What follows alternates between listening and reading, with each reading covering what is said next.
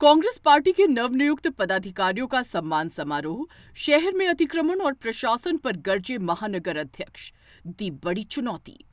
Muzaffarnagar Congress high command के निर्देश पर शहर कांग्रेस कमेटी को भंग कर नए पदाधिकारियों को जिम्मेदारी सौंपी गई। इस मौके पर नवनियुक्त शहर अध्यक्ष ने पार्टी को नई दिशा देने और अधिक से अधिक लोगों को पार्टी से जोड़ने का संकल्प लिया। रविवार को कांग्रेस पार्टी के पदाधिकारियों और कार्यकर्ताओं ने रेलवे रोड स्थित एक रेस्टोरेंट में प्रेस कॉन्फ्रेंस आयोजित की। इस दौरान सतपाल कटारिया को जिलाध्यक्ष और एडवोकेट रंजन मित्तल को महानगर अध्यक्ष पद की जिम्मेदारी सौंपी गई। नवनियुक्त महानगर अध्यक्ष एडवोकेट रंजन मित्तल ने बताया कि जब तक मुझ पर आरोप थे तब तक मैं मंच पर नहीं आया। अब वे आरोप हट चुके हैं, इसलिए आज मैं यहाँ खड़ा हूँ। उन्होंने स्पष्ट किया कि उनका राजनीति में कोई व्यक्तिगत स्वार्थ नहीं है। उन्होंने कहा कि अगर वो अपनी पारिवारिक विचारधारा को बनाए रखने में सफल रहे तो राजनीति में आगे बढ़ेंगे, अन्यथा पीछे हट जाएंगे। रंजन मित्तल ने शहर में बढ़ती ई-रिक्शा की संख्या और अतिक्रमण को लेकर चिंता जताई। उन्होंने नगर पालिका प्रशासन पर गंभीर आरोप लगाते हुए कहा कि शहर को अतिक्रमण के दलदल में धकेलने के लिए नगर पालिका जिम्मेदार है।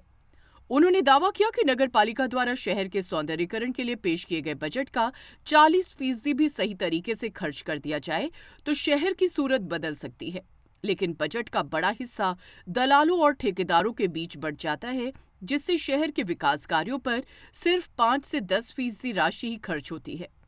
रंजन मित्तल ने चुनौती देते हुए कहा कि यदि कोई भी व्यक्ति ये साबित कर दे कि उन्होंने कोई गलत दावा किया है तो वे अपनी सारी संपत्ति छोड़ देंगे और शहर भी छोड़ देंगे।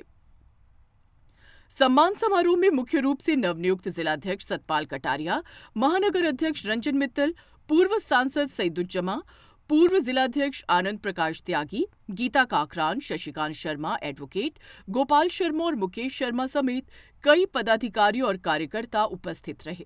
वो जैसे यहाँ पे कोई वजूद नहीं रहा, कांग्रेस का कोई नेता नहीं बन पा रहा लंबे समय से, कैसे आगे बढ़ाएंगे? नहीं, ऐसा नहीं है। कांग्रेस का वजूद है, कांग्रेस के इतने नेता है, ये वजूद की वजह से है, इतने लोग इकट्ठा है यहाँ से। और बाकी हम सब मिलकर कोशिश करेंगे। बहुत अच्छा नेता है, ये सब नेता ही है और सारे कार्यकर्ता ही है। आप ये देखो, सब है, पूर्व मंत्री जी है, अध्यक्ष जी है। ये मौजूदा क्या स्थिति है कांग्रेस की, आपको भी पता नहीं पता, कैसे मजबूत करेंगे आगे? मौजूदा स्थिति से लड़ने के लिए सब हम तैयार है, अच्छा से अच्छा करेंगे। है और शायद इसीलिए मैं इस मंच पर हूँ, वरना जब तक मेरे पे वो इल्जाम था मैं मंच पर नहीं आया।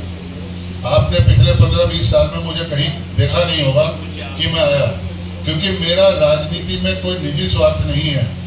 मेरा सिर्फ अपने परिवार के लोगों की जो पूर्व विचारधारा है, अगर मैं उस लाइन को मेंटेन कर पाऊंगा तो मैं राजनीति में आगे आऊंगा, वरना मैं नहीं आऊंगा।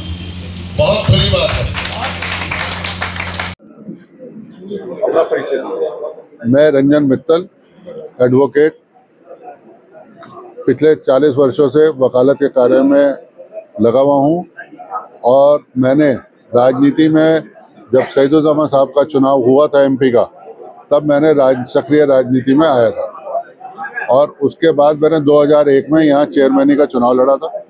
उस वक्त मैंने 16,000 वोट यहाँ पे हासिल किए थे और क्योंकि चितरंजन स्वरूप भी उस वक्त इसी पार्टी में तभी निकल के गए थे कांग्रेस से, तो वोट का डिवीज़न हुआ, भाटिया साहब को उसका लाभ मिला, भाटिया साहब चुनाव जीत गए। 2001 की बात है। उसके बाद मैं कुछ अपने निजी कारणों से और उससे राजनीति में सक्रिय नहीं रहा, लेकिन अब मेरे पे जिम्मेदारी दी गई है।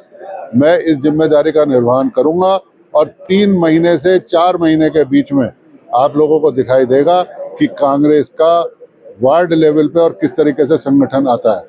अगर हम अपने संगठन को खड़ा करने में या कांग्रेस को अपने कार्यकाल में प्रगति देने में असमर्थ रहे तो फिर हम यहाँ पर भी उपस्थित नहीं होंगे।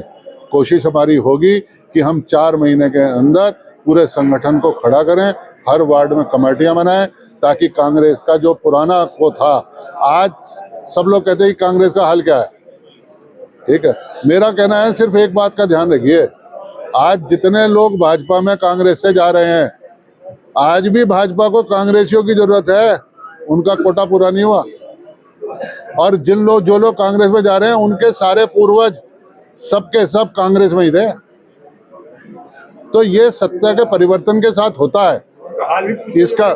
नहीं, और जितने लोग हैं उनके यहाँ जो कांग्रेस से गए हैं, आज भी आप देखो ना महाराष्ट्र में क्या हुआ। महाराष्ट्र में सारे के सारे MP MLA जितने कांग्रेस के थे उन्हें लेके MLC और राज्यसभा दे दी गई। क्यों? उनका तो बहुत बड़ा संगठन है, फिर भी उन्हें कांग्रेसियों की जरूरत है, क्योंकि कांग्रेस में धरातल से जुड़े हुए बहुत लोग हैं और आज भी हैं।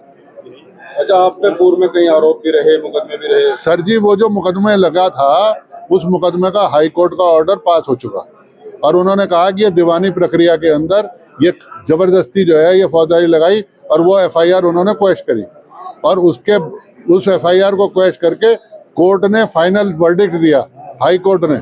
और जो मुकदमे जिनके ऊपर इल्जाम लगाया था वो मुकदमे हाई कोर्ट तक जिस पक्ष की तरफ से मैं मुकदमा लड़ रहा था वो सब जीत चुके हैं। मेरे जितने बुजुर्ग हैं, मेरे साथी कांग्रेस के जो लोग आए हैं और जिन्होंने आज हमारा उत्साहवर्धन किया है, उन सबका धन्यवाद करता हूँ। मेरा एक छोटा सा परिचय है जिससे मैं सबको अवगत कराना चाहता हूँ कि क्यों मैं इस पद पर पार्टी ने मुझे उपयुक्त समझा और मैं आया। मेरे दादाजी स्वर्गीय श्री द्वारका प्रसाद मित्तल एक कांग्रेसी थे और स्वतंत्रता संग्राम सेनानी थे। उन्होंने सन 32-33 में काल कोठरी 1 साल की काटी। 1 साल तक सूरज नहीं दिखा। उस वक्त की स्वतंत्रता की जो लॉ लगी हुई थी वो हमारे परिवार में 1990-92 तक हमारे यहाँ जो गांधी जी से सर्वोदय से समर्पित चरखा हमने अपने घर में चलते देखा है। चरखा हमने अपने घर में चलते हुए देखा है।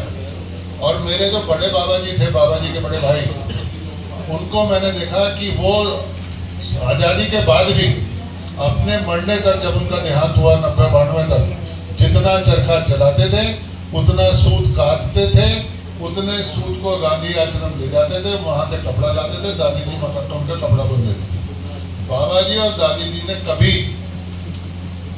बाजार से खरीदा हुआ कपड़ा नहीं पहना, इतने प्रभावित थे गांधी जी से। मेरे ग्रैंडफादर स्वर्गीय श्री द्वारका प्रसाद मित्तल जी 1952 से 62 तक 10 साल पहले प्रथम विधायक रहे इस मुजफ्फरनगर शहर से। डिप्टी स्पीकर रहे असेंबली में।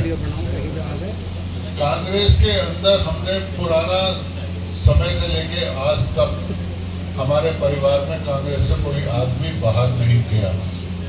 अगर हमारी एक सिस्टर है, उन्होंने एक बार जब वो भाजपा में गई, ताऊ जी की लड़की, तो एक पीछे वाले हिस्से में भाजपा का झंडा रखा। मेरे फादर को 3 दिन तक खाना कहने की बात सब ये है, लाइटर मोड में है कि कांग्रेस शायद हम लोगों के खून में है और हम ना कभी कहीं गए, ना भविष्य में भगवान हमारी ऐसी बुद्धि दे कि कहीं और जाए। क्यों? हमारे घर में शास्त्री जी भी आते थे, नेहरू जी भी आए और गांधी जी के विचारधाराओं से हमने हमारे घर के अंदर जो परंपरा चली है वो हमने चलाई। इसीलिए मुझे लगा कि एक मौका है। मैंने 2001 में चुनाव लड़ा भी था, कांग्रेस को उस पर नहीं मिली, तो क्योंकि उस तरह की हमारा वो नहीं था, तो राजनीति में ज़्यादा सक्रिय नहीं रहे। लेकिन कोशिश है कि कुछ कांग्रेस के लिए अगर कर सकते हैं शहर के उस पर, तो उसे करके उस संगठन को मजबूती देकर कुछ कार्य कर सकें, तो शायद हमारे इस वक्त की कुछ वैल्यू है। अदरवाइज आपको पता है कि किस कठिनाई से कांग्रेस गुजरी है। लेकिन कोई आदमी कभी ऊपर होता है तो वो नीचे आता है, कोई नीचे होता है तो वो भी ऊपर आता है। समय का पहिया है, ये रुकता नहीं। कोशिश करेंगे कि ऊंचाई की ओर कांग्रेस को अपने लेकर जाए। जय हिंद, धन्यवाद।